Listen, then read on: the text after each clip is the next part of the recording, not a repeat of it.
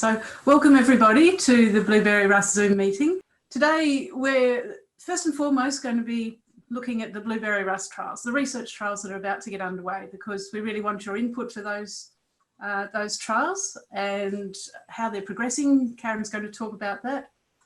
But we also thought it'd be a really good opportunity for Peter from Biosecurity Tas to come along and share with us just the current status of blueberry rust in Tasmania and what's happening in the future. So the first part is just about current status of blueberry rust in Tasmania. Peter Cross has kindly offered to present. Peter is team leader for plant pathology with Biosecurity Tasmania.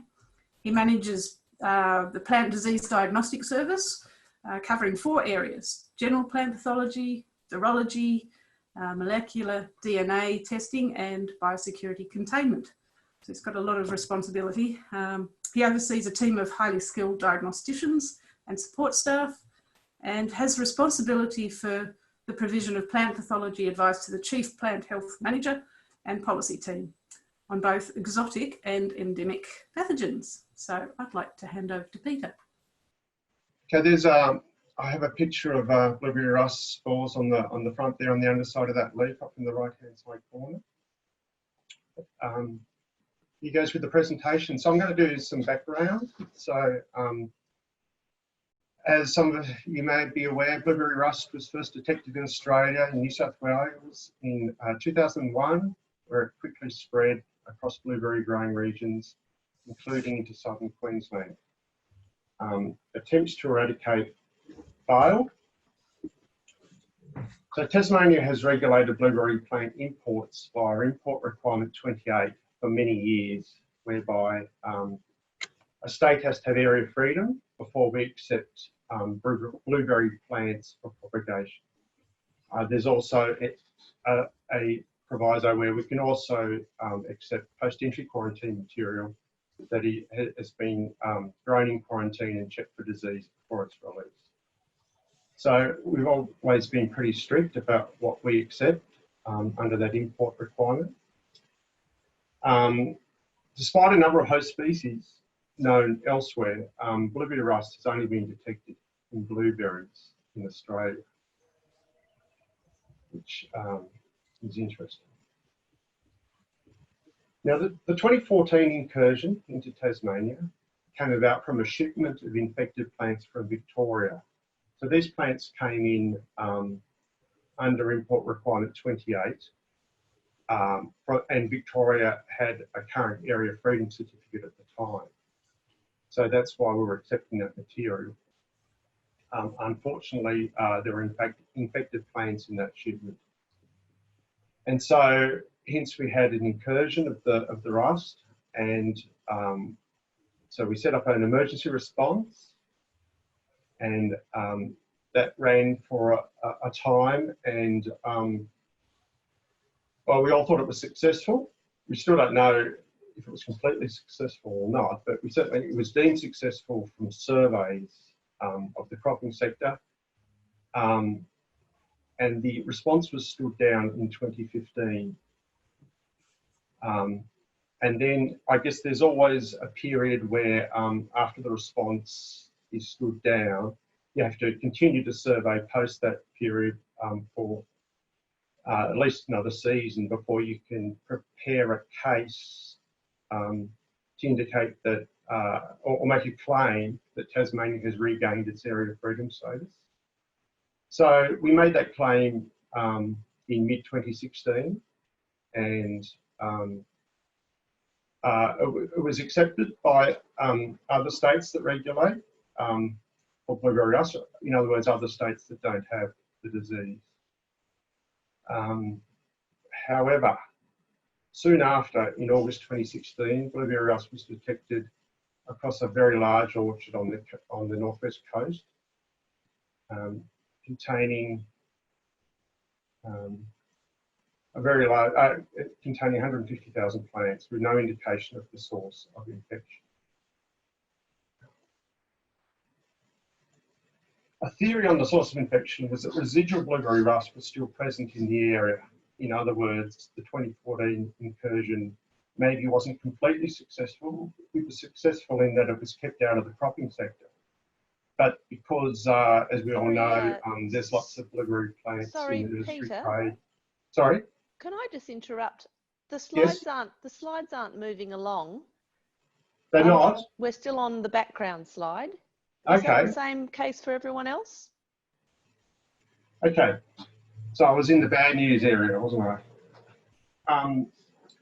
So a theory on the source of infection, because we don't know how it came about.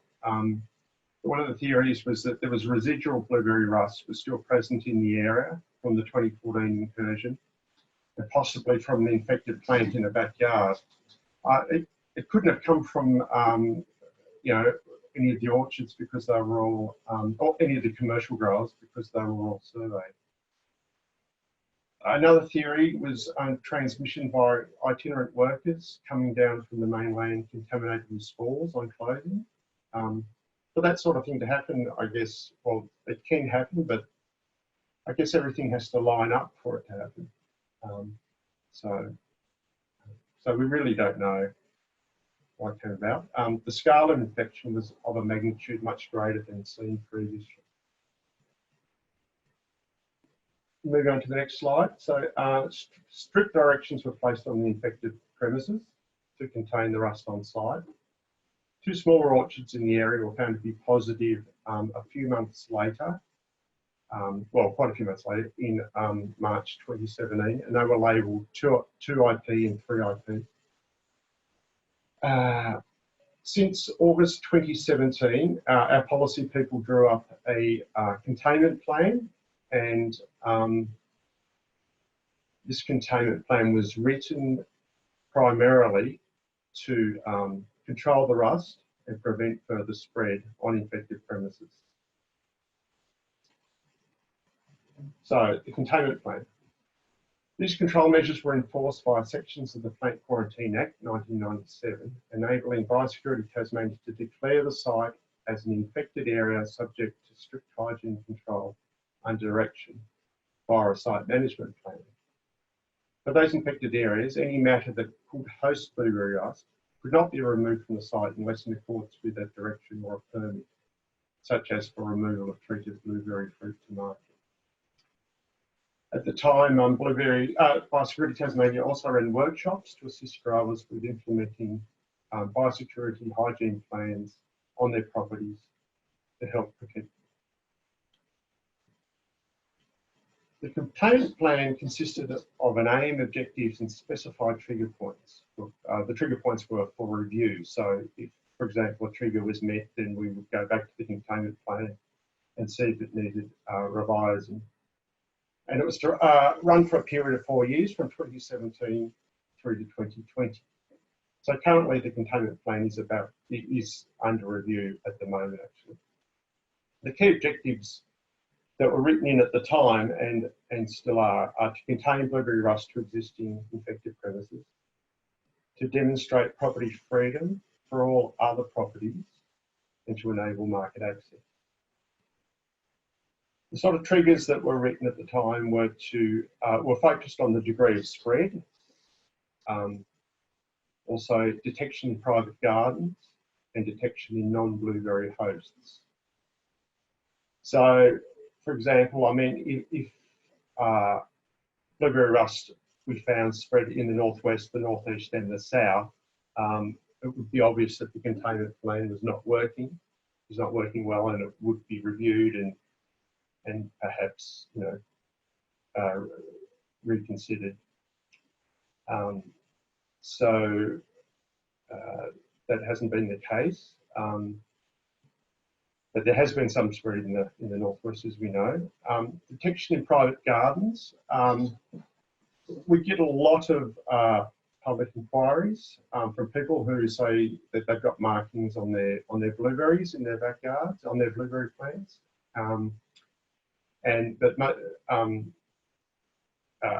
we haven't detected rust that way, except for back in the 2014 incursion when we were still tracing material. And then detection of non-blueberry hosts. So As we know, in Tasmania and also Australia-wide, only blueberries have been found to be infected with blueberry rust. So things like rhododendrons, azaleas, that sort of thing, huckleberries, and we haven't, there's been no detections of the rust on those other species. So where are we now? So the situation update as of now.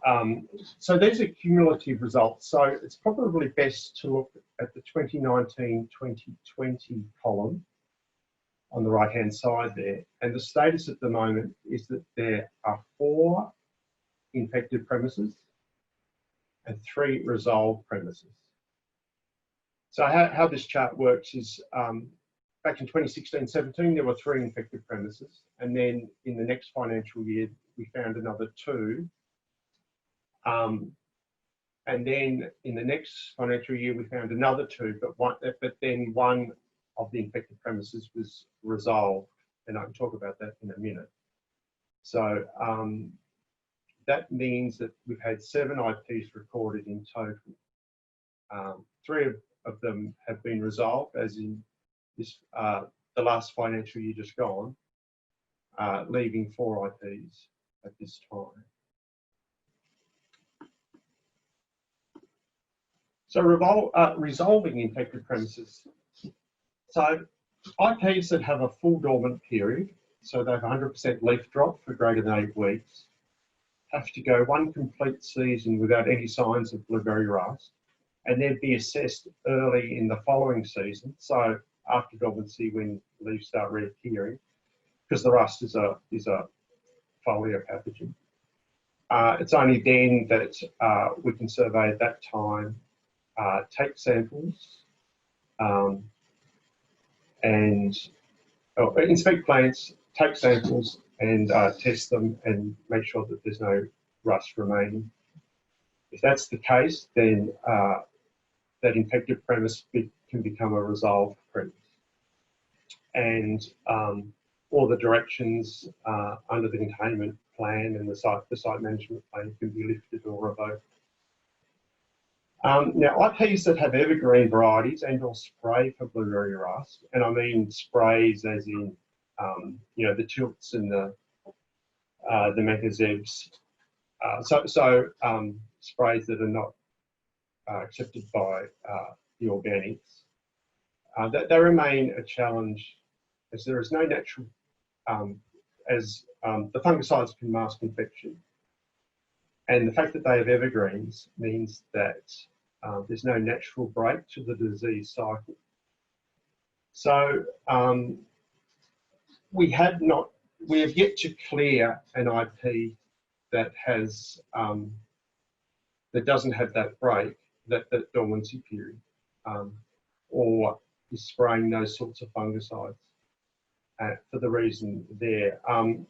We can talk later about how we might in the future look at resolving those infected premises. And as I said before, the assessment is via surveillance with samples taken for testing, irrespective of whether spores are noticeable. So we'd like to do that. We'd like to do some molecular testing as well, which is very sensitive, so that we can be sure that there's no residual blueberry rust remaining before we resolve our premise. So of the 3 IPs resolved, 2 were essentially organic, with no evergreen varieties, whereby the dormant period saw a break in the rust cycle and it did not return the following season. And this is obviously great news for a lot of growers out there. The other resolved IP elected to remove their plants as they were not commercial growers.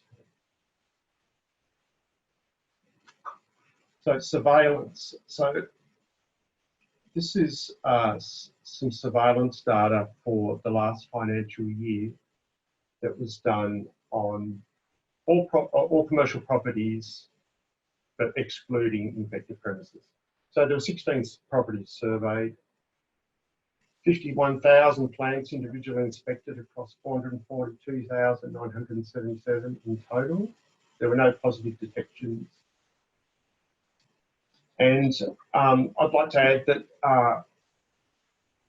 one infected premise was surveyed back in March of this year, and there was no sign, there was just no indication of any active rust spores on plants, meaning that control measures on that site under their site management plan has been successful in suppressing the rust. And so they're to very low levels, but it may not be there at all. We don't know yet. Market access. So mainland states that regulate for blueberry rust, as many of us would know, are Victoria, South Australia and Western Australia. Obviously they regulate because they don't have the disease. So 19 unaffected properties were able to trade with these states via pest-free places of production arrangement. Commercial infected premises were still able to trade with their fruit via a trade agreement requiring significant treatment of their fruit. Other IPs not wanting to spray had to freeze or process their fruit prior to sale. So the information we have is that no blueberry fruit, the fruit markets, none were lost following extensive negotiations and trade arrangements progressed by Biosecurity Tasmania with the regulating states. And I'm told that trade negotiations for the upcoming season are about to get underway. So hopefully I'll say yes again. Okay, so we're all aware of the blueberry rust inquiry that occurred. So it was a Legislative Council inquiry into how Biosecurity Tasmania handled the blueberry rust issue. And the findings were handed down on the 19th of September 2018. The key finding was that eradication should be pursued. And BT's, Biosecurity Tasmania's response to that was that they support the finding in principle by continuing to implement the containment strategy and working with growers to enable ongoing market access. And whilst this is happening, allowing for research and development to be undertaken that might provide steps towards possible eradication in the future. And that's where TIA come in and discussions later in this workshop. I should add there that the containment strategy, as the years go by, hopefully with the site management plans and the spraying that's going on and the different biosecurity hygiene practices that growers are implementing, that the constant spraying at the IPs is going to reduce the amount of rust on site, and hopefully we'll continue to have more orchards resolved and the amount of rust reduced in the state. Unfortunately, and we don't know how or why, in September 2019, blueberry rust was detected in the Tasmanian retail nursery sector.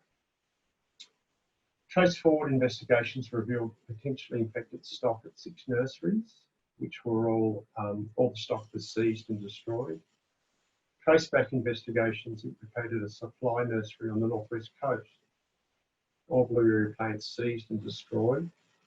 The source of the infection has not been confirmed. A public campaign was run to locate any sold plants from this stock. A small number were tracked down and destroyed. But yeah, there's still lots of questions around how that came about. So to summarise, the containment plan at this point in time seems to be having a positive impact in reducing the spread of blueberry rust. Blueberry rust is present in commercial plantings at 4 IPs in the northwest coast, and the level of disease appears to be decreasing. Biosecurity Tasmania suspects that blueberry rust in amenity plantings, like backyards, has been present in unknown locations around the state for a few years, with the likelihood that the level of disease is decreasing. Part of the reasons why I say that the level of disease is likely to be decreasing is that if one of those infected plants was purchased from Bunnings and planted in a backyard, that through the dormant period, there's every chance that the disease would not return the following year, hopefully. So, and that's the great thing about only one host. We're finding that there's only one host for the rust in Tasmania at the moment. So, look forward to discussing that one further. And finally, in some cases, blueberry rust did not return to infected orchards, whereby full winter dormancy or 100% leaf drop was experienced. So that's the end of the presentation. I'm happy to take any questions. I haven't seen any questions on the chat, but you feel free to just jump in, unmute yourself, and fire away at Peter.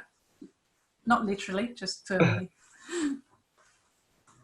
Peter, you must have answered everybody's questions in your very comprehensive presentation. That's great. I'd just like to say a big thank you to Peter and Biosecurity Tas. You can see there's been a huge amount of work with surveillance, with market access, just keeping those blueberries out there in the marketplace. And I think that's so important. And now on to the very important part of this day is to hear about the blueberry rust trials that are going to be happening. And Karen Barry is from Tasmanian Institute of Agriculture. She's an associate professor and senior lecturer at TIA. Her expertise is in plant health, including how plants and pathogens interact, how plants respond to stress, disease management, and the relationship between plants and beneficial fungi. Most recently, Karen has worked in horticulture, including cherries, blueberries, and raspberries, but has also had some interesting side projects, such as preventing rots in power poles. So she's got a very diverse portfolio. She's also a wonderful and compassionate mentor of many of the students that go through TIA.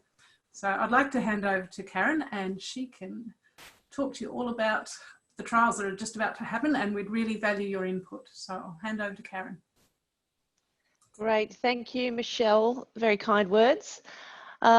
Yes, it's been interesting to get involved with blueberry rust, and it's really great that we've been able to secure some funding from the department in order to answer some of the questions that are of concern to the industry and partly arising from the legislative inquiry. So yeah, it's good that we're now underway with this project, and we've got a team of us working together on it who I'll introduce shortly.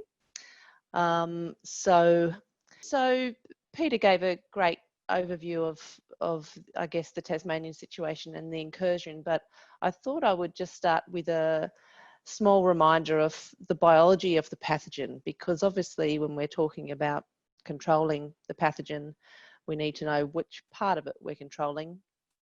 And the pathogen, certainly in the Northern Hemisphere, has a fairly full life cycle, whereas in Australia, the only phase that's been detected to date is the Iridinea spores, which are occurring through the spring and summer.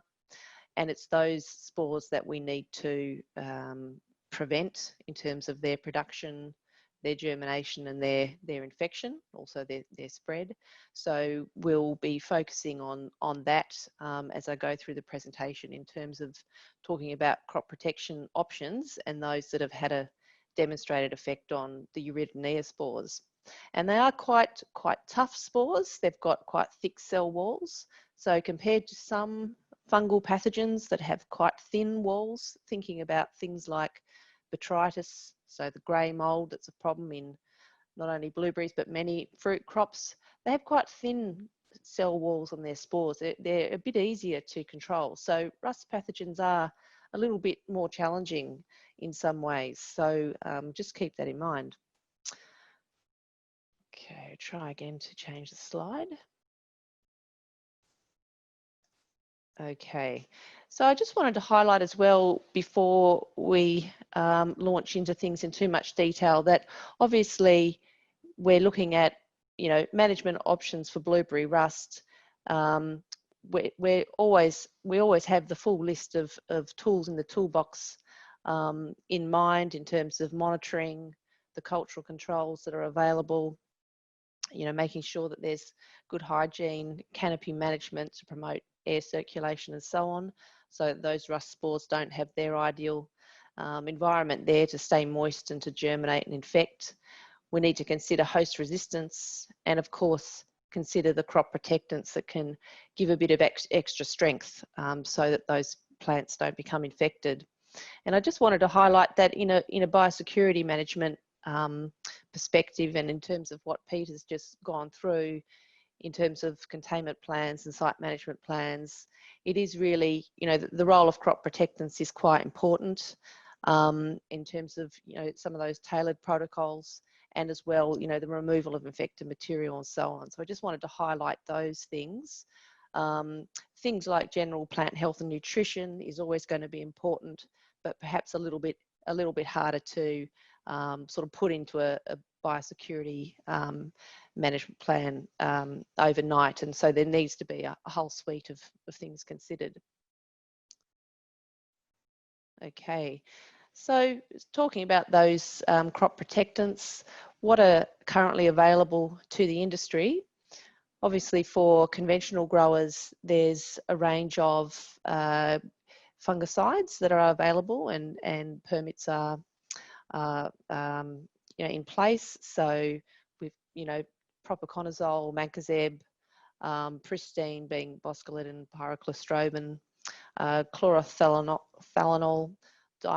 diethionine, so dragon, and then more recently copper, which is available for organic growers. And Melinda Simpson tells me that a submission has been made recently to extend that that registration of that product. So that's good news, and hopefully that will be approved. I haven't done very well here with my setup, but what I really wanted to then talk about was the research that we're going to be doing next, and you know, what sort of priorities there are. And one of those is obviously the current project, so expanding crop protection options for blueberry rust. So focusing on the organic sector and options that may improve their suite of tools to respond if they did become infected, and to reduce the chances of becoming infected. So this is the project we're talking about today, and it's been funded by the state government and their Agricultural Innovation Fund.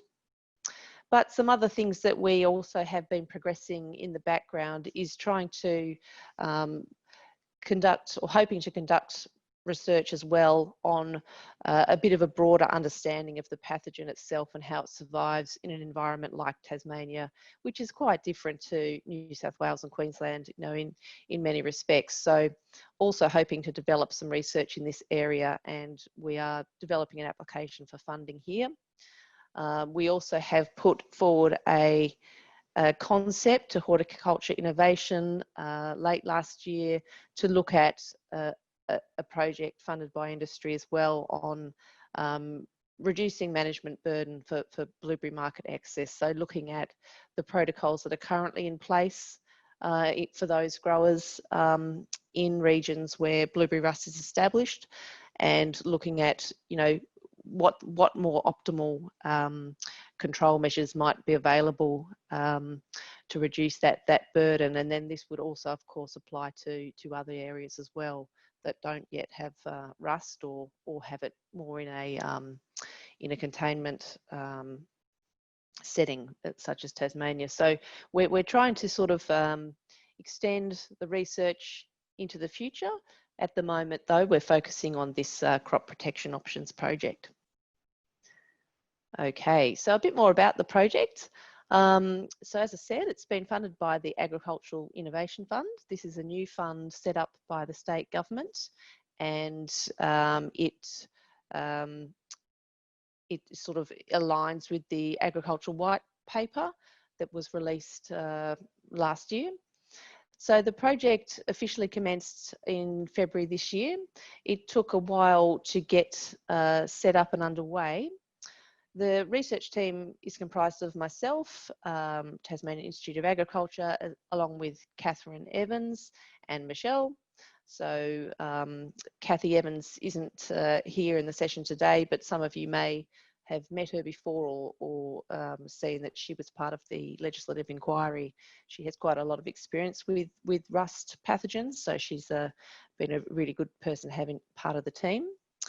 But we're collaborating in this project with 2 other providers. So we've subcontracted Staffeat, who were previously trading as Paracto, and we have 2 staff members involved with us. We have Eugene Chow, who's based in Queensland, and I believe Eugene is in the session with us today, and Tony Butler based in Devonport. So they are able to provide some of the fungicide trial protocols for us and actually conduct those trials. So I'll go through a bit more detail on that shortly. And then we also have Melinda Simpson from New South Wales DPI on our team as well. And obviously the New South Wales DPI team there in the berries have a lot of experience with blueberry rust. And previously Rosalie Daniel was working there with Melinda and has many years experience. So we're certainly drawing on that experience and hoping to conduct field trials there in New South Wales as well. So yeah, I just want to acknowledge Rosalie and the contribution she made to us developing this project, and also Phil Frost at Staffeat, who is no longer with Staffeat, but certainly helped us get the project developed and underway. All right, so the aims of the project, the first aim is to review the crop protectants that could be useful for the organic blueberry growers in terms of reducing rust. So we've conducted a literature review, also consulted with various people in the sector, and then aiming to select those products that we'll use in the trials. And that's really the purpose of the workshop today, is to get some feedback on that and have that sort of consultation and discussion, because I feel like we've got a bit of a brains trust in this meeting. There's a lot of people with a great deal of experience, so looking forward to hearing feedback and contributions. The next step will be to, of those products that we choose to go ahead with, to test the efficacy of those to reduce and control blueberry rust. And this will be done in controlled inoculation conditions. So the idea here is to use pot-grown blueberry plants and actually inoculate with blueberry rust spores. This ensures that we get a consistent level of disease, and therefore we can hopefully evaluate those crop protectants in a really consistent way. Originally, this part of the project was intended to be conducted in Devonport within Staffeat's biosecurity approved premises. However, due to a change of staffing in Devonport and the loss of 2 of their plant pathologists there, we've actually been able to move this element of the project to Queensland. So Eugene Chow's based in Toowoomba, but also has access to facilities in Brisbane. So we'll actually be running this now in Queensland, which we don't see as a problem. We'll still be able to control the level of infection. It makes it a bit easier in terms of not having to worry quite so much about containment and any concerns about you know, the risks posed with experimenting with blueberry rust within Tasmania, where obviously we really need to be extremely careful that we don't you know, release it or have any problems like that. So there'll be an initial preliminary trial to get to establish that we can get blueberry rust infecting plants in the glasshouse. Then there'll be 2 full trials to examine the efficacy of the products. Then once we have a short list from that trial, the intention is to then test those same crop protectants under natural conditions in New South Wales. with the help of Melinda and her team there at New South Wales DPI. So this would be in Wollongbar, and the idea is either in a outdoor growing area or in a commercial blueberry orchard. So that's yet to be determined, but there'll be 2 trials there as well. So we'll have the real benefit of having trialed these crop protectants in a controlled environment, and then also in a natural environment as well. Then we will be shortlisting again the products. So in terms of the non-biologicals, we'll shortlist to the best performing product, and then Stafeet will help us to obtain crop safety data and residue data through trials conducted probably in Tasmania, but possibly in several states. And this will then allow us to use that information to obtain a minor use permit. So we'd be looking at a minor use permit application for a non-biological crop protectant and up to 3 biologicals as well. So again, Stafeet will be helping us, we'll be working together with them to do that. So that's really the key aim for industry there, is to have a new product for use by the end of this project. We're then very keen to assist industry and work together to help growers to be able to access and utilise these new products and use them well. And also, you know, the idea, of course, is to keep really closely engaging with Biosecurity Tasmania and seeing how we can, the information we generate, whether it can be used to help reviewing those containment protocols and so on. Yeah, so that's what we're hoping to achieve in a little bit over 2 years' time. Okay, so what I wanted to do now was just review or go through some of the knowledge that we already have on organic products or crop protectants that can be recognised under an organic accreditation program, and how efficacious they actually are for rust control. So New South Wales DPI and particularly led by Rosalie have conducted several trials, but the results have not always been fully conclusive or clear, just because of levels of rust in the trials to some degree, and I'll come back to that later in the presentation. But what I did want to touch on was that there's many different types of rust pathogens globally. They are one of the biggest groups of plant pathogens out there, and they cause very serious disease in quite a lot of different crops. And in most cases, it is the same spore type, the Uridanea spores, that people are trying to control. So there's a lot of use in having a look at what has worked in terms of organic control approaches in some of these other examples, like coffee rust, like stem rust of wheat, and some of the other wheat rusts, soybean rust, even myrtle rust. So we can really learn from having a good review of all of the studies that have been previously done in some of these things. And just out of interest, this photo here is the coffee rust, and this one here is obviously the stem rust of wheat. Okay, so before I jump into that though, and we start looking at some of those examples and a bit more about what's known, it's worth just keeping in mind that different products have different modes of actions, and they're quite different to a more conventional fungicide like, you know, your mancozeb or boscalid and so on. Some will have a mode of action that, for example, some of the inorganic compounds that might be directly inhibiting the spores from germinating, but others have a key role in, say, inducing plant resistance.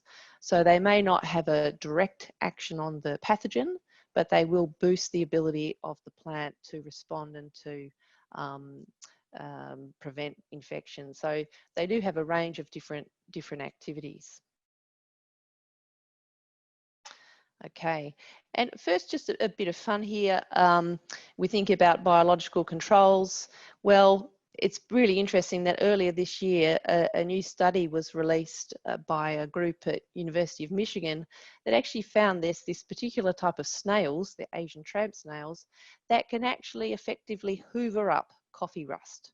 So they found that if you left one snail on a rust-covered leaf, it could hoover up 30% of the fungus in 24 hours. So it's a really, truly biological control option there. Now, I don't think we have anything like that for blueberry rust, but just as a point in case that, you know, we're finding out new things all the time. So it's always good to see what's going on in other crops. All right, but let's get a little bit more serious here and look at some examples. So obviously there's a lot of words on this slide, and I just really want to give you a quick overview, but there have been quite a few studies done on biological control options for rusts. They've mainly been focusing on the bacillus bacterial species. So there's been several studies, and I've just listed a few of those here. So for example, using Bacillus subtilis to control yellow rust of wheat, they found up to 60% control of rust when there was moderate disease pressure, and that was about halved when you had a higher disease pressure. And timing was very important on the results there. In stem rust of wheat, again, you've got a reasonable level of control, disease reduced up to 75%. With Asian soybean rust as well, about 30% efficacious. So it really depends on the host, the pathogen, and the environment that these studies have been conducted in. There's a little bit of evidence too that some of the trichoderma species, which is a beneficial fungus, some of those can also reduce rust diseases. So there's an example there of bean leaf rust and stem rust of wheat again, probably a little bit less efficacious than the bacillus, but there's a little bit of evidence there that might be worthwhile. And some of you may know of the use of trichoderma to control things like botrytis cinerea, the grey mold in grapes and in cherries and so on. So there's some potential there as well. Now, chitosan is not a living biological like a bacillus or a trichoderma. It's more of I guess a biological derived product. It's actually derived from shellfish mainly. But there's a study that I thought was worth mentioning, which showed that in brown rust of wheat, they were able to reduce the disease, the leaf infection, from 100% to 10% by the application of chitosan and something called salicylic acid. So that looks promising too.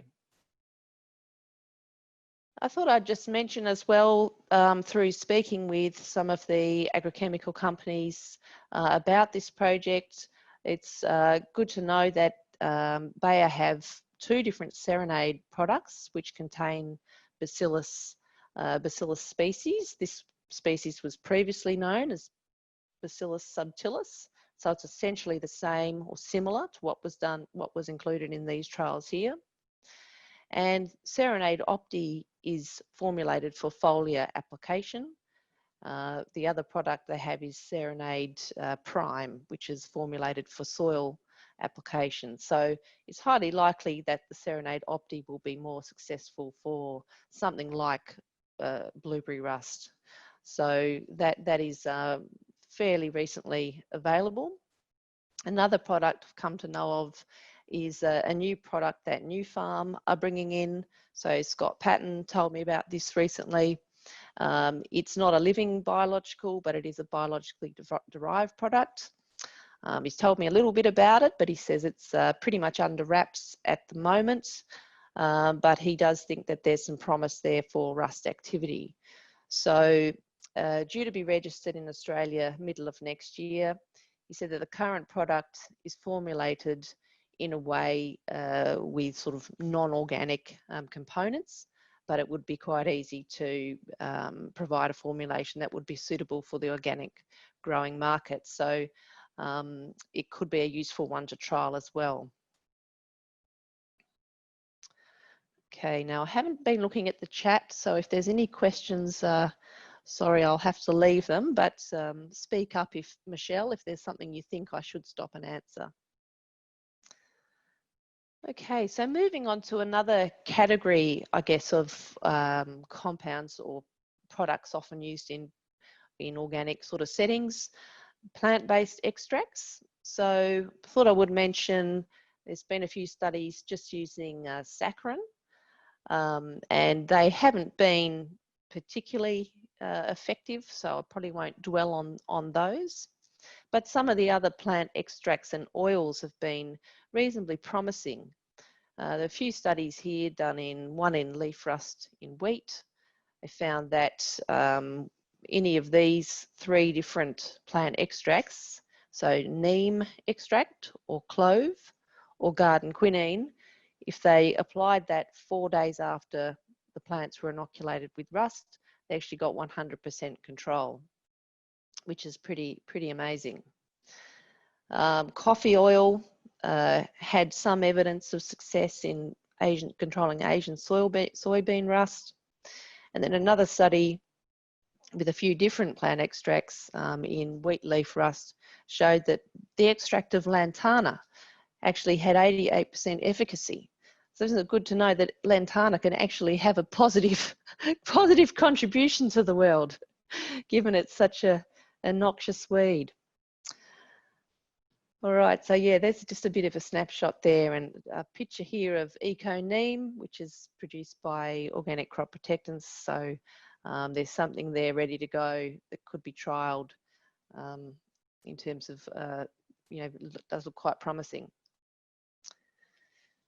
On to another category, so the inorganic compounds, the options there and how that relates to rust. Again, there's been a whole range of studies done, and this is really just a highlights. There's many more out there, but and I haven't really cherry picked this. I haven't just picked the ones with the good results. I've tried to just pick those where the studies were done most thoroughly. Although, of course, it can be the case that if people get negative results, they don't publish them. So I guess we have to just go with what we can read about. But the phosphite types of compounds, whether they be potassium, calcium or copper-based, studies done with peach rust found that about 35% reduction in rust with using the copper phosphite. Other phosphites mixed in with more of a bioactive acylbenzolar, they found that you could get about 59% reduction in rust with the phosphite, and they didn't actually test the ASM component on rust in that study. Manganese phosphide as well on coffee rust, 20 to 46% reduction. So definitely not as good as the conventional fungicides, but some promise there. Potassium bicarbonate, which is sold as EcoCarb, and other carbonates, study of rust of bean and wheat. They found that ammonium molybdenate and acetic acid completely inhibited germination of Uridanea spores. However, toxicity is a bit of an issue, so you have to get the percentage right. So, and also the sodium bicarbonate was quite good for the rust, reduced it from 28 pustules per leaf to 2 pustules. So that's pretty good with no phytotoxicity. A couple of other products here, the silica, silicon-based products, potassium silicate, some good evidence of control there as well. Brown rust of sugarcane, by adding this silicate product to the soil, they were able to reduce rust severity by 50 to 91%, which is very promising. Study in coffee leaf rust wasn't quite as successful. It's much smaller reduction of disease with that. Okay. And what's new in organic compounds? So it's very interesting to note that Organic Crop Protectants now have a new product, EcoCarb Plus, which some of you may already be aware of, but it's a combination of potassium bicarbonate, which is the component of ecocarb, but also with potassium silicate as well. So you can see that that could be quite promising when we've looked at the different options here. So the potassium bicarbonate and the potassium silicate. So both of them seem to independently have some rust activity. So having them both together be quite promising. And Jason from OCP told me that the silicate really helps boost that induced resistance ability, which is great. Okay, a bit of a different category now. Some of you have probably heard about electrolyzed oxidized water, And so I know that there's a little bit of interest in the industry to see what it might do for rust. Certainly has some good post-harvest potential, I think, and certainly within TIA, Roger Stanley, and we have Nya on the session as well, have been looking at this. But what's the potential of it to control the rust? I must admit I was initially pretty skeptical because, as I mentioned at the start, rust spores are pretty tough. But there was a study done a few years ago on the use of electrolyzed water with a rust of snapdragon. They found that if you expose the spores for 1 to 2 minutes, you will get very great reduction of the germination of those spores. So here's the figure from that study. If you don't apply the electrolyzed water at all, you have 80% of the spores germinating. After 30 seconds, only 20% germinating. After 60 seconds, probably only 2 or 3% germinating. And within 2 minutes there, you've got no germination at all. So whether that's in any way practically useful or relevant in the sort of situation like a commercial blueberry grove, I don't know, but it could be worth including. And I guess the point in case is that it's very cheap to produce electrolyzed water, 3 cents per litre, once you've got access to the gear to make it. And some people do really swear by it for actual in-field disease control. So this guy here in the picture, Mark Parkinson, in Queensland, states that it's led to great benefits for onion disease control. So it could be worth trialling. Okay. What I wanted to do now was move on to some of the results that have come from previous studies with blueberry rust from New South Wales DPI. And so obviously we've got Melinda Simpson here in the session, and she's been able to help interpret some of the results of these trials for us. And we've also spoken in the past with Rosalie Daniel about the trials and what her thoughts were and how she found the results that could be expanded upon or further studies that could be done. So just to highlight, they have trialled a range of these products that we've sort of covered already, looking at other rusts. So things like the Bacillus subtilis, the chitinases, amino grow, different type of chitosan product there, potassium silicate, and then the copper and an industry standard, I guess, the mancozeb. But there wasn't, I think, I've got here. Yeah, unfortunately in this trial, there wasn't a significant reduction in disease control with these products. But it's thought that it was certainly lower than the control, than a water control. But yes, it probably, needs to be repeated with a higher level of disease pressure. And then further trials that were done, again, with a similar range of products, but also things like fish hydrolysate, fish emulsion, seaweed extract, again, with the chitosans and so on. They, again, weren't able to get any significant differences, and it was likely to be because there's quite a low disease pressure when the trials were conducted, and didn't allow to really separate out the effects. So some potential there, and I think they certainly thought it was worth further exploring a range of these compounds or these products.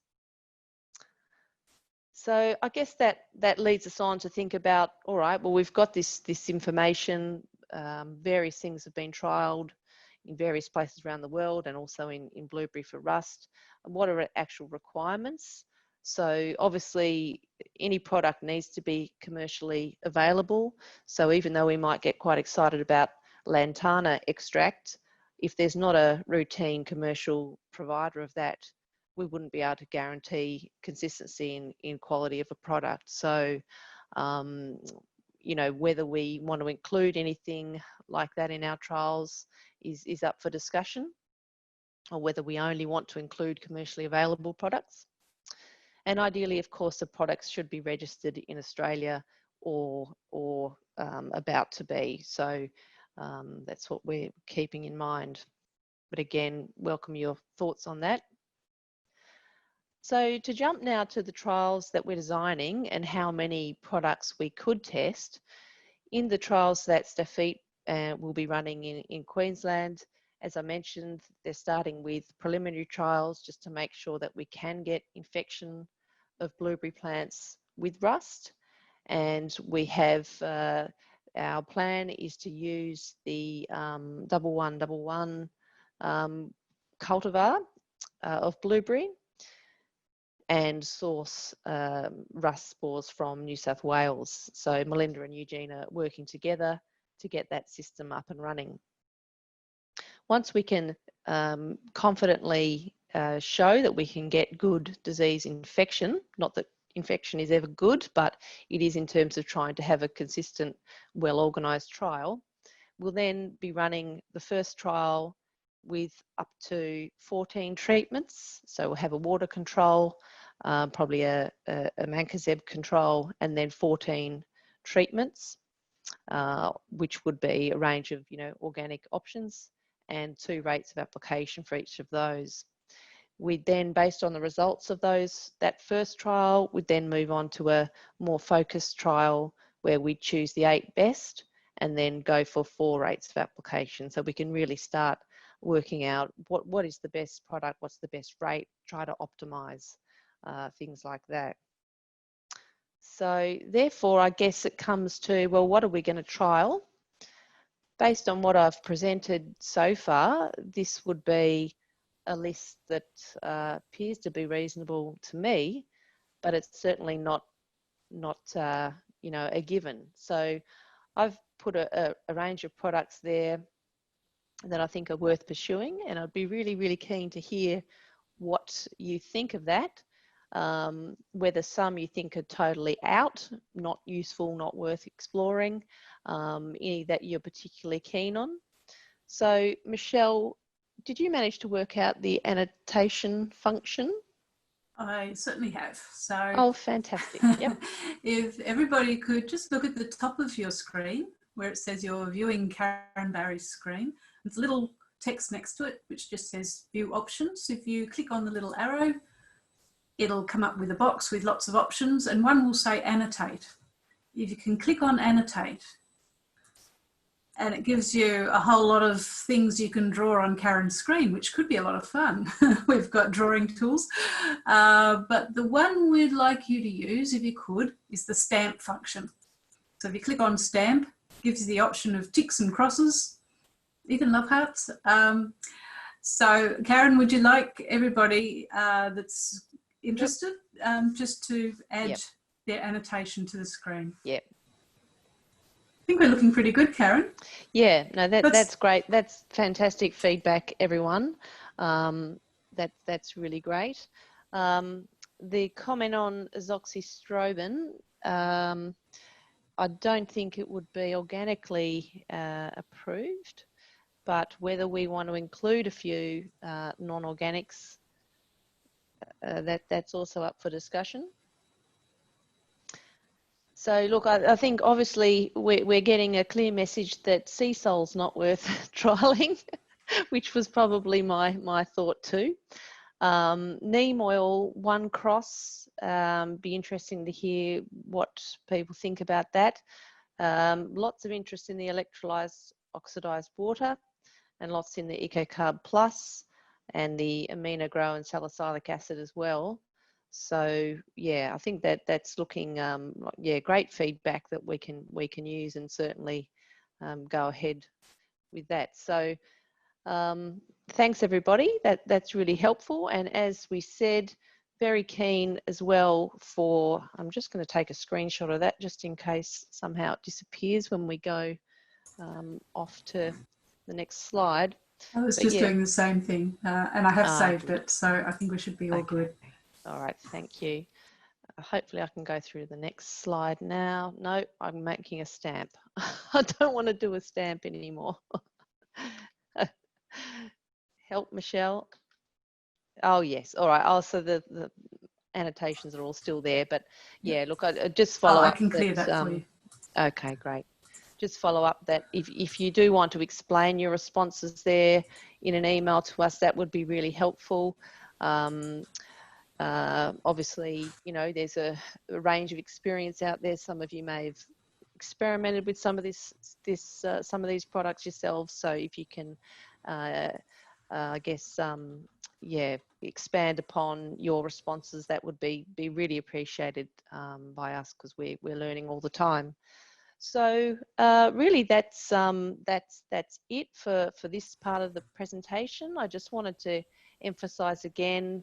I'm sure that you all know that in terms of blueberry rust this coming season, you know, our research is still running on for a little while, so we won't have any new products registered for this season. But of course, you know, the usual things apply in terms of having a good farm biosecurity plan, monitoring your crop regularly, keeping on top of those cultural controls, you know, in terms of airflow, and you know, having an environment that's not rust friendly, and you know, using those chemical controls available to you when there is a risk and when the leaves are young and susceptible. So just wanted to end on that note.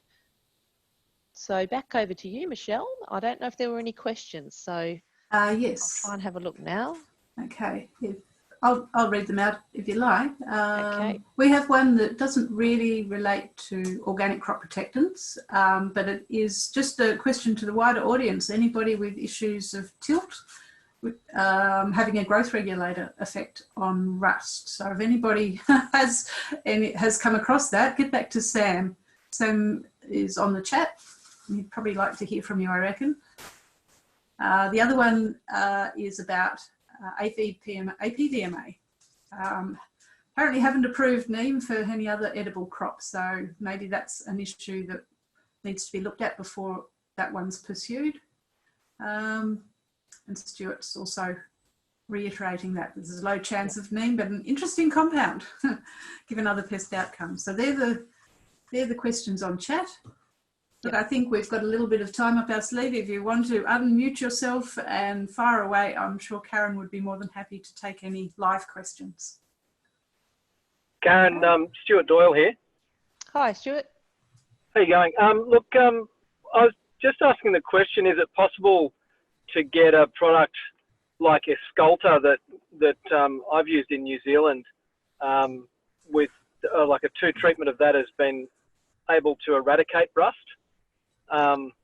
It's extremely effective with the ciproconazole compound, but not registered anywhere in Australia for fruit crops. It would be interesting if that could be a compound to be looked at, given a use pattern like dragon, where applied well ahead of flowering or fruiting, you know, it may be able to enable growers to clean crops up completely.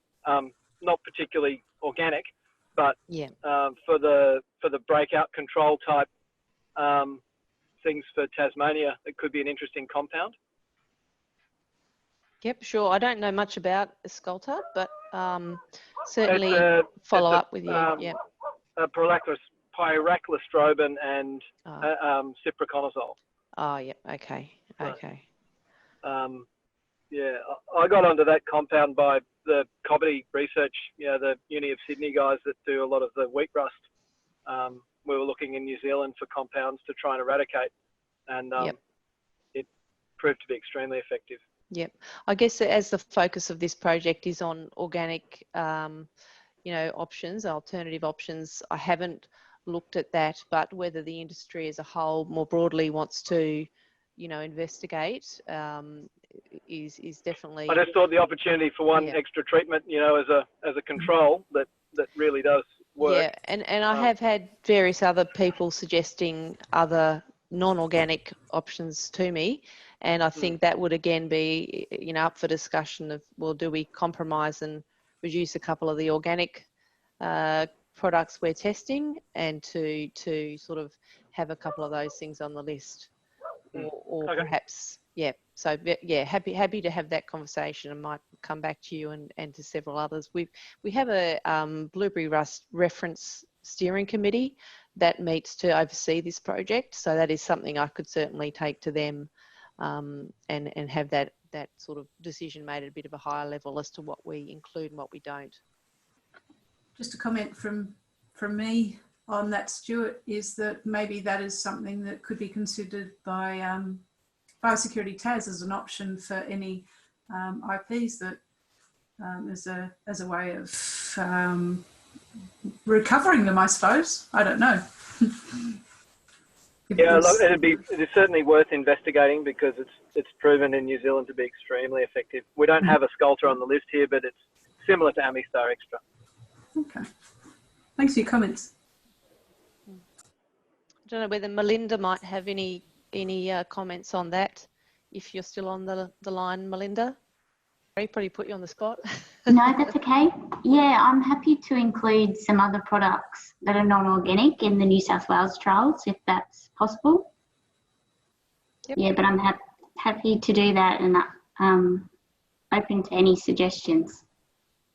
Just had a question for you, Karen, come in from Fruit Growers Tas. How much funding is available required for trials? That's sort of like a very open-ended question. And we don't have anybody from any of the funding agencies with us, I don't think. But Karen, any thoughts on that? Well, I would only answer by saying that the project that's been funded by the Ag Innovation Fund, by the state government, has fully costed the trials that we've put here. But is that Ian or is it Michael? I don't know who's asking the question, or Claire. Are you wondering whether some of the producers of some of these other products may consider chipping in a bit of extra money to the project so that we could extend the trials a bit more? Perhaps just clarify the question. And feel free to unmute and just talk to us. Might be quicker. Okay, we'll take that approach. It's Claire and Peter Cornish. Yeah, we're just wondering, if you're fully funded, you're fully funded. That's great. Don't need any more brass. But do you need more? Where are you sitting in that regard? Okay, so yep, this is something that we've discussed with the Blueberry Rust Reference Group in the last few meetings, because the Ag Innovation Fund and the Minister approved a sum of $300,000 for this work on R&D and blueberry rust. The project that we've budgeted and designed and costed out that we're talking about now with the crop protection options is, I think it came to about 230 something. So we do have an extra amount of funding that we have approval from Te Pipwe to use towards a second project. So that's our hope, was to put that in towards a second project and use it to leverage funds from elsewhere, for example, from the Australian Research Council or Hort Innovation, in order to actually answer some of these other questions, things like, you know, overwintering, other hygiene questions and so on. Yep, that's fine. Thank you. Terrific. Okay, I'll just open it up again for, jump in, unmute if there's some burning question or product that you'd like information on, fire away. Or alternatively, email. You can email Karen directly or myself, or on the Blueberry Growers Reference Group. Karen, can you mention who is on that group? Yep, so it's, so Peter Cross, you're now chairing the group, aren't you? Yeah, so and initially for the first 5 or 6 meetings, Lloyd Clump was chairing the group. We also had Mary Bennett as representing from Te Pipwe, representing the Ag Innovation Fund, and she works closely with Tia under the joint venture. Had representation from Fruit Growers Tas, representation from TFGA, and then 2 growers, so Trish McFarlane, and Tony O'Connell, and also Greg, my mind's gone blank now, Greg McCulloch as well from Australian Blueberry Growers. So have I left anyone out? And then ourselves from TIA, so myself and Kathy Evans from TIA. TFGA, did you say? Yeah, I mentioned TFGA. Yep. So yeah, that we haven't actually met probably since late last year, I think. Oh no, sorry, it was early this year because no, I can't remember. But we're due for another meeting very soon. Yeah. Okay. So there are other options if you'd prefer to talk to a grower rep. There's Greg McCulloch, Trish McFarlane, and Tony O'Connell. Or just make contact with us at TIA. We'd really welcome your feedback. So I'd just like to thank everybody for taking part today. We really value your input. Thank Karen for her presentation. It really showed the amount of background research that's gone into this, huge amount of reading and thought and contact with the agri-chemical companies and the other suppliers of products just to see what's available and what could be possible. So I think it's really valuable, and you can show your support by either raising your, I think there's some reactions there down the bottom. There's a few, a clap, or I think we owe that to the presenters today. They've done a great job. Thanks very much.